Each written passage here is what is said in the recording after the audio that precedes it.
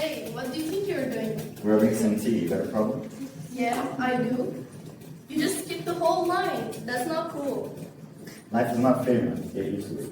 So you being a selfish jerk is just something we're all supposed to accept? Hey, what's your mom? Do you think actually anyone cares what you think? They might not say it, but they're thinking it. You act though, but really, you just push people around because you're insecure. Say that again one more time. You're insecure. Hey, guys, calm down.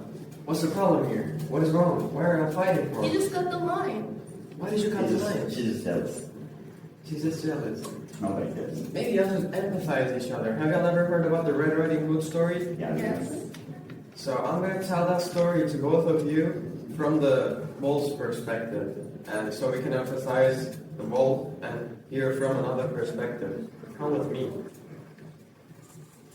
So as none of you have heard the actual story from the wolf's POV, I'm just going to tell it to you. So let's start. Hello mate, the forest was my home. I lived there and I love the forest very much. I tried to keep it clean and tidy. One sunny day, when I was cleaning up the rubbish left behind by picnickers in the forest, I heard footsteps. I immediately hid behind a tree and saw a little girl carrying a basket. As soon as I saw this little girl, I became suspicious because she was dressed very strangely.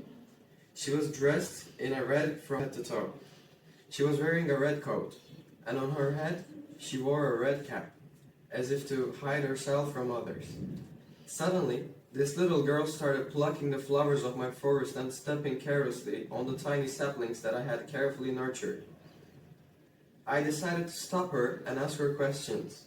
I asked her who she was, where she was going, what she was carrying in her basket. She answered me by singing and dancing around me. She was seeing her grandmother for dinner. She seemed like a nice girl, but these woods were my woods, and she looked suspicious in her funny dress. Besides, it wasn't appropriate for a little girl to wander alone in the woods. So I thought it would be useful to teach her a lesson to show her that the forest could be a dangerous place, and that it was not right for her to wander around in the forest in a funny dress without telling anyone. I let her go on her way, but I ran a short distance and came to her grandmother's house before her. The grandmother was a very nice lady, a very kind lady. She had known me for a very long time and we were friends.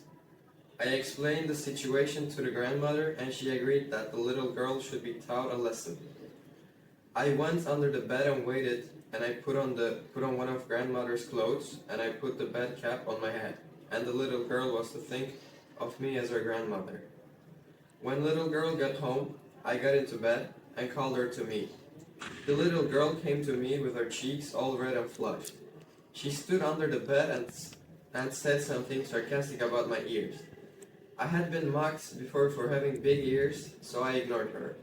I told her that my ears were big to hear her better. In other words, I tried to tell her that I liked her, that I valued her, and that I wanted to listen to what she had to say with interest. What do you think she did in response to my well-meaning behavior? She sarcastically asked me that why my eyes were popping out like that. Now you can imagine how she started to feel towards this naughty little girl. I put a smile on my face and kept on being nice, telling her that my eyes were made big to see her better. But what she did next really hurt me, really destroyed me. Incidentally, I have a problem. My teeth are a bit big. This has always upset me. I even thought about going to a dentist and having my teeth shortened a little bit. You see, this little girl made fun of my most sensitive and most upsetting feature. I know I should have restrained myself, but I couldn't resist. I jumped out of bed, growled and said that my teeth were too big to eat her more easily. Now let's face it, no wolf can eat a girl. Everyone knows that. But this crazy little girl started running around the house screaming. I ran after her and tried to calm her down and explained that I was joking. But unfortunately it did not work. At one point, I took off her grandmother's clothes, but that only made it worse. Suddenly, the door opened and a hunter with a huge axe came in. As soon as I saw him, I knew I was in serious trouble. Fortunately, I threw myself out the window and escaped. And that, sir, is how the story went. But for some reason, Grandma never told the story from my point of view. Soon, the whole world began to rumor how cruel and wicked I was. Little Red Riding Hood called me the big bad wolf. Everyone distanced themselves from me. I don't know how Little Red Riding Hood lived her life, but my life after that incident was always unhappy and lonely. That's why we wolves are almost extinct. I am sure that the story of the spoiled girl with the strange red hood has a great influence on this.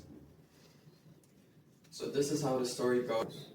In this story we can have a message that is really important for all of us, which is we should always empathize for the other person about what they're thinking. We should always think about what the other person thinks while doing something. We should always think about how something that we do, how it's going to affect other people. So this is how the wolf's POV goes in the story. Would any of you like to add something? Wow, it was good to hear the story, but I would like to add something. I have diabetes. It was my insecure. I have to eat immediately so I don't faint.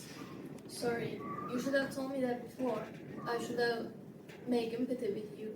I'm sorry too. And I'm sorry too. I should have asked and not cut the line. That's me. So, the Riding Hood girl was bullying the wolf. That's very impressive.